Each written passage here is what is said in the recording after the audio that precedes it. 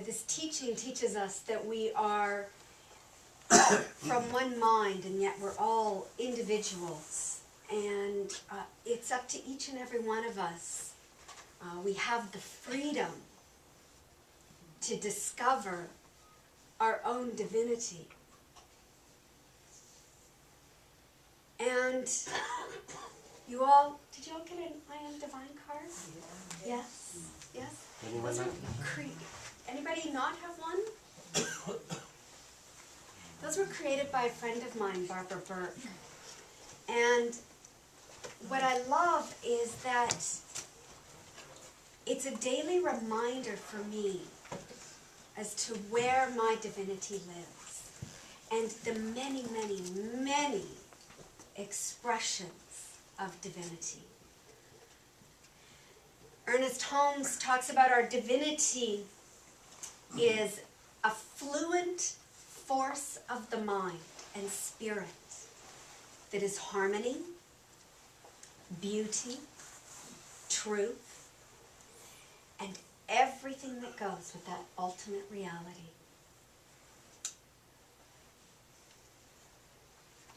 And for each one of us, it's on our road to self-discovery that we experience effects in our life as we are cause. And through this experience in life, we can come to discover what John Newton discovered, and he wrote that incredible song, that hymn, that we are divine. And from that comes incredible freedom. The gods actually have a really interesting sense of humor. When the gods decided to create us humans, they held this long discussion as to where would be the best place to hide our divinity. So, first of all, it was suggested that our divinity should be hidden in the earth. But then they said, no, that won't work. The humans, they'll dwell the earth and they'll find it. So then it was suggested that it be hidden in the ocean. No, that's not going to work either. They'll dive into the ocean. They'll find their divinity there. So then it was suggested that our divinity should maybe be deposited somewhere out in the air. But no, that was also rejected I said, no, man is very clever and will surely learn to fly and discover the divinity somewhere out in the air.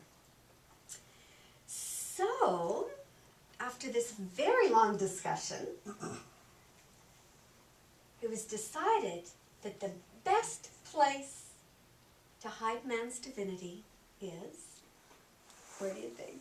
Inside. Right inside, because we will certainly forget to look there. And how often do we forget that it's right inside? All of our answers are inside. And, we depend on a lot of structure in the outside world, a lot of structure that are effects, that we think is going to keep us safe. Where, oh, you know what? If I have this job, and it provides me with a pension, and then I marry this perfect person, and I have this kind of experience, and I do this, all this stuff out here is going to keep me safe. It's going to keep me protected. What do you think? No. Not so much. No. The real safety comes from being connected to that one mind, knowing that we are divine, we are eternal, and we are infinite in love and possibility and choice, and that we are 100% responsible for what we create in our life,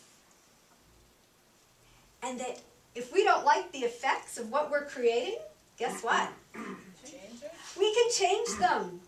We can change them at any time. Any time. And the thing is, the universe, because it doesn't create from precedence, right? God, the universe, spirit, whatever you want to call it, it says yes when we change our mind. When we decide to change course, when we decide to go in and create from this place, it says yes. It says yes to whatever we desire. Last month, I was in Montreal working. I was teaching a personal development program that I work in, and I was working with 13 Cree men from northern Quebec. And I said to them on the first day, you cannot change your history. Your history is your history. What you have an opportunity to do is have a different relationship with your history so that you're no longer defined by it. And this work was through over 8 days. And the most incredible experience and awareness for them was they are divine. They are divine beings, just as we are all divine beings. And that they could let go of their history. And their history, as you know, is quite a history. And there were people that were in residential school, so they had that history. Alcohol and drug abuse, there was that history. They have their native history as well. And they could choose what would work for them. And the most incredible thing is that this program that I teach is a structure. And I had to throw out the structure. I couldn't rely on the structure. I have taught this process for 16 years. It is a structure, and every day, yep, that's what happens, that's what happens, that's what happens. This time, because of culture, because of education, because of language, I had to throw out the structure. So I had to ask for help. Help.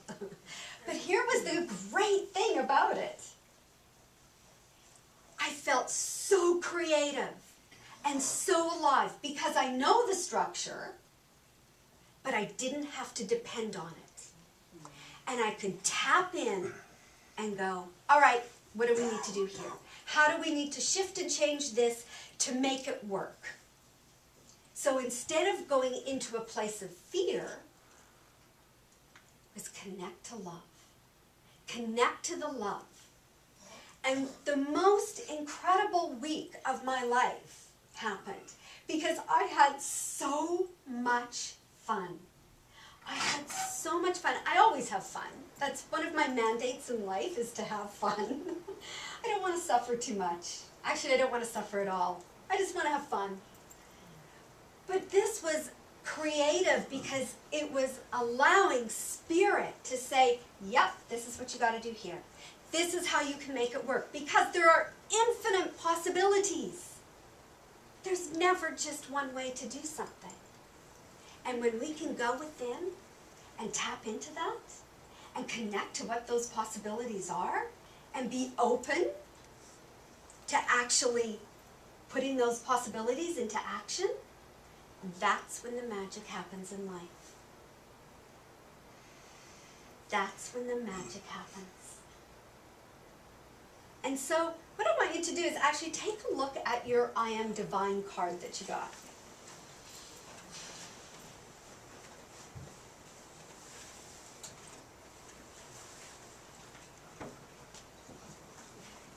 How many of you are looking at the card going, that is absolutely perfect for me today?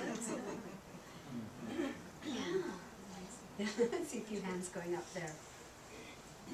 Isn't it amazing? When we can just remember, I am divine service. That was mine today. I am divine grace. I am divine forgiveness.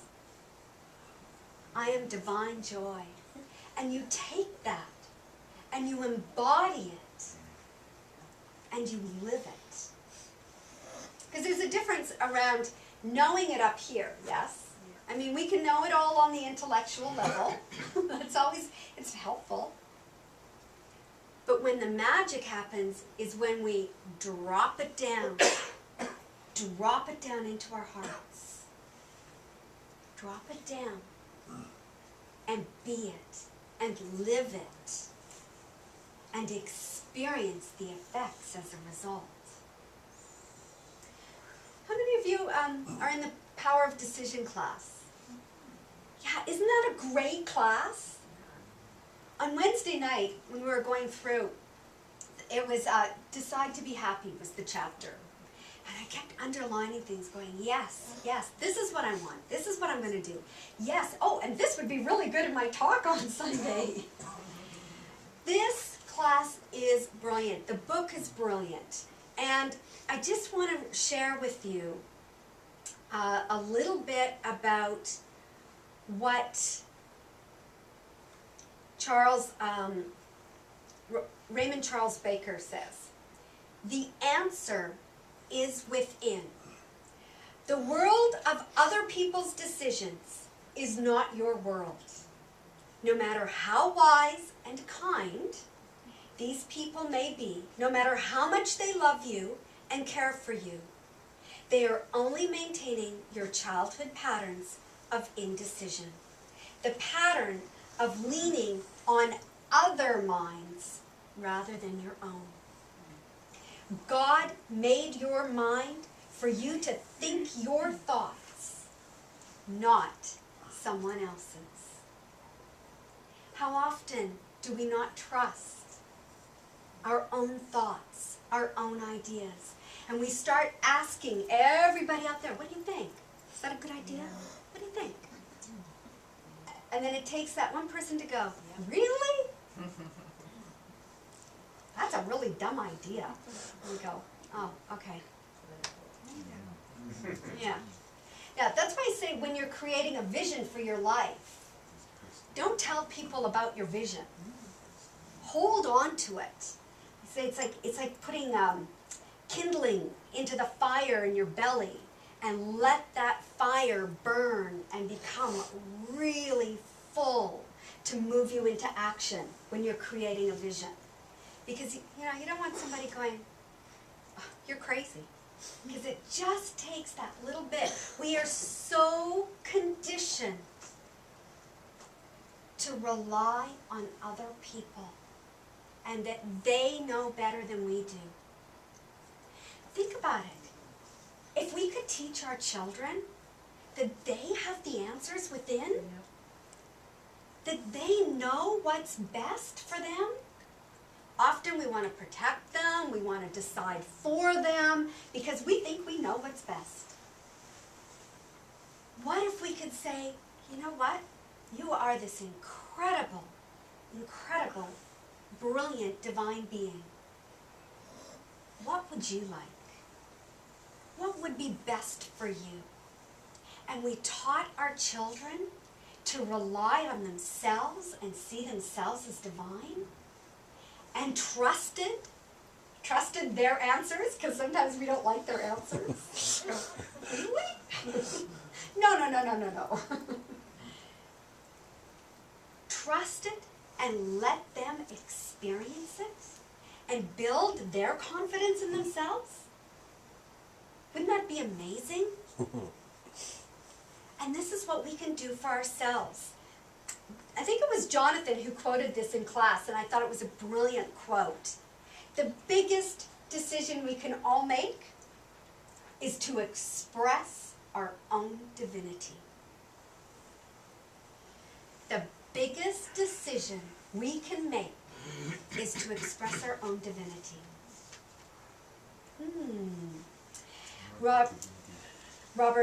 Raymond Charles Barker says, no one else on earth is better equipped to determine your good than you are. The universe has no favorites, and God knows no special person. There is no reason for not feeling comfortable in this great cosmos. People with self-conditioned, limited minds may fear the unknown, but there is no reason for you to do this. Because you're all getting conscious here. And you know that anything and everything that you need to know, you will know when you need to know it. Can we trust that? Oh. And then there's life. What if we could trust that? I'll know it. I'll know it when I need to know it, and it will come to me. And I really must remember this when I go to write my practitioner exam. It's a long exam. So, take a look at your I Am Divine card again. Take a look at it. And say, I am divine. I am divine. I am divine. And to breathe that into your body, right? Breathing it in brings that energy right into our bodies so that we feel it. And we stay rooted and grounded in it. And from that place, today, can you trust that all you need to know is right here, and that you can experience incredible liberation when you know? You can choose to respond from this place of love, of light, of choice, of freedom, of infinite possibilities in each and every moment, no matter what's going on in the collective consciousness. And that ultimately you know your answer within. You know.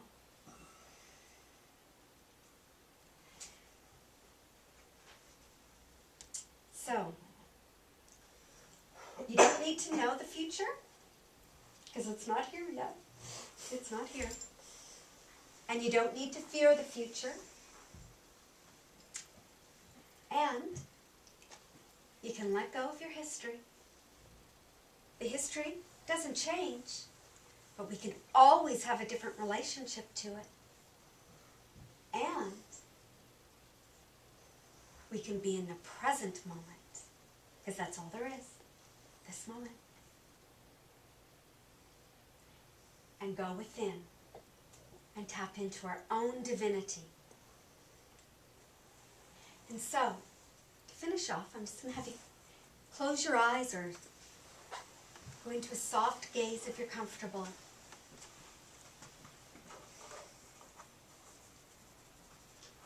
And to breathe in and say, I am that I am. I am this incredibly divine being. I am this incredibly divine being. My answers are all within. My answers are all within. And all I need to know, All I need to know, I will know I will need to know exactly when I need to know it. exactly what I need to know.